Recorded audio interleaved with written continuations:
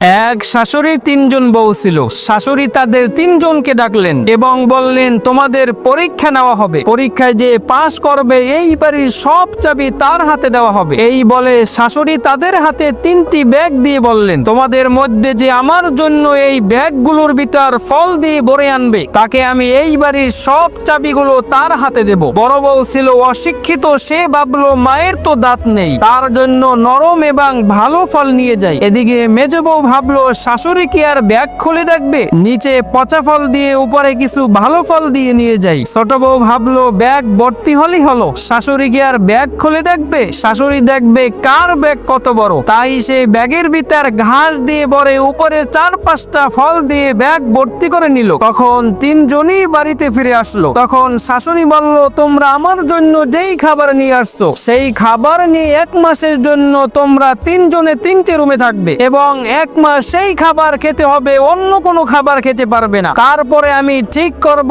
কাকে এই বাড়ির চাবি দেব। এই কথা শুনে মেজ বউ এবং ছোট বউ শাশুড়ির কাছে ক্ষমা চাইলো এবং বলল, আমরা আপনার জন্য ঘাস এবং পচা ফল নিয়ে আসছি, আমরা ভুল করে ফেলছি, আমাদেরকে ক্ষমা করে দিন। তখন অশিক্ষিত বউ বলল, মা আমি আপনার জন্য তাজা এবং ভালো ফল নিয়ে আসছি। শাশুড়ি এই কথা শুনে খুব খুশি হলেন এবং তিনি তার বাড়ির সমস্ত চাবি তার অশিক্ষিত বউর হাতে তুলে দিলেন। বন্ধুরা, মানুষ চেনা যায় তার ব্যবহার দিয়ে, শিক্ষিত দিয়ে নয়।